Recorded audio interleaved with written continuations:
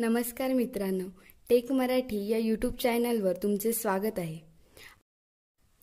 तर पहिला आपण कम्प्युटरचा फुल फॉर्म बघू। What is a full form of computer?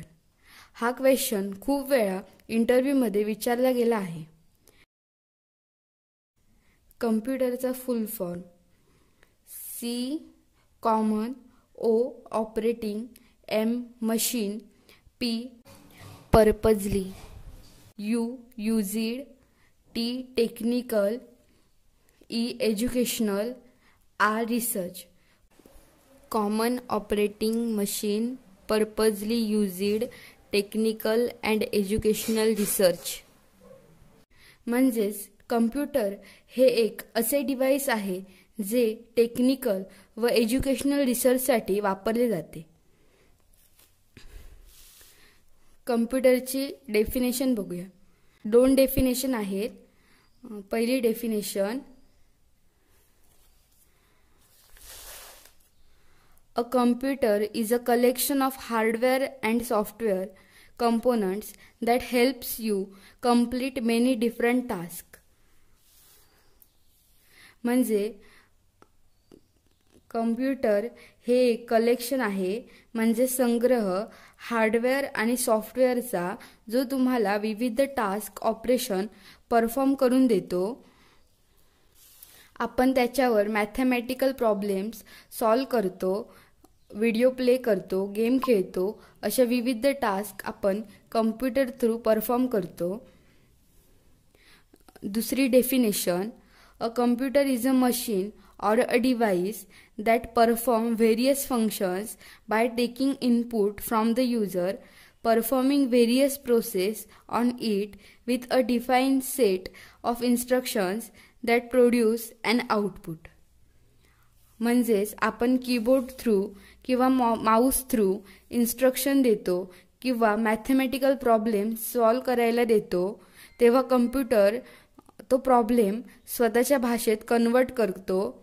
कम्प्युटरची language म्हणजेच बायनरी लँग्वेजमध्ये तो आपण दिलेला प्रॉब्लेम कन्वर्ट करतो, त्यानंतर त्याच्यावर प्रोसेस करतो व नंतर आपल्याला आपल्या भाषेत म्हणजेच इंग्लिशमध्ये आउटपुट देतो, आन्सर जे काय असेल ते देतो।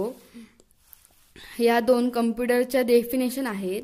तुम्ही कोणतीही एक पाठ करून एक्झाममध्ये लिहू शकता। त्यानंतर the word computer derive from the Latin word computare which translate to compute.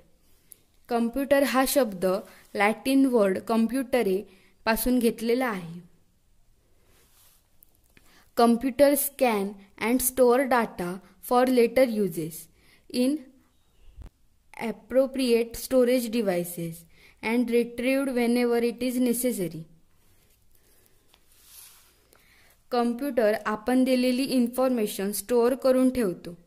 कम्प्युटरमध्ये ती इन्फॉर्मेशन सेव्ह राहते आणि आपल्याला ती इन्फॉर्मेशन जर परत हवी असेल तर ती आपल्याला मिळते, आपण ती परत ॲक्सेस करू शकतो।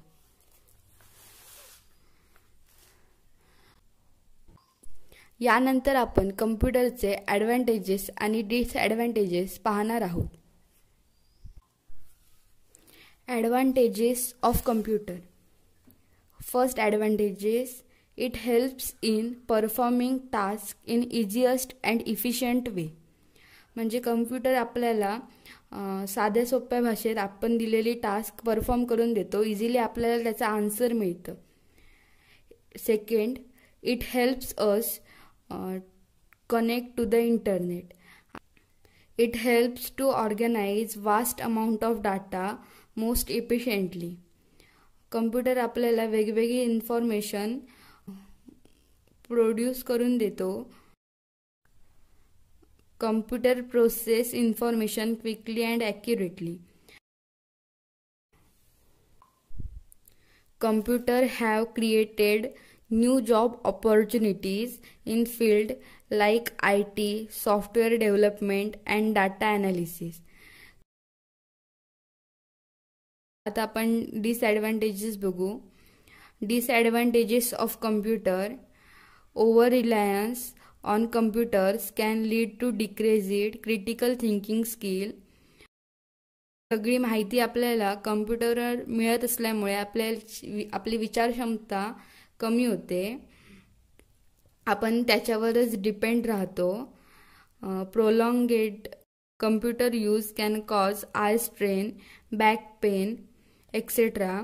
यामुळे कंटिन्यू कम्प्युटरचा यूज केल्याने आपल्याला डोळ्यांना त्रास होतो. बॅक पेन सारखे हेल्थ इश्यू होऊ शकतात. Computer production and disposal contribute to e-waste and environmental pollution.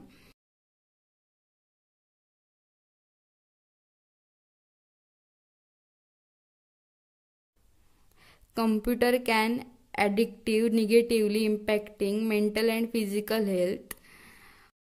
आपण कम्प्युटर सारखा वापरल्यामुळे आपल्याला त्यामुळे मेंटल किंवा फिजिकल हेल्थला प्रॉब्लेम होऊ शकतो. जसे की मुलं गेम खेळतात त्याच्यामुळे त्यांना त्रास होऊ शकतो. Computers and software can be expensive, especially for individual and small business.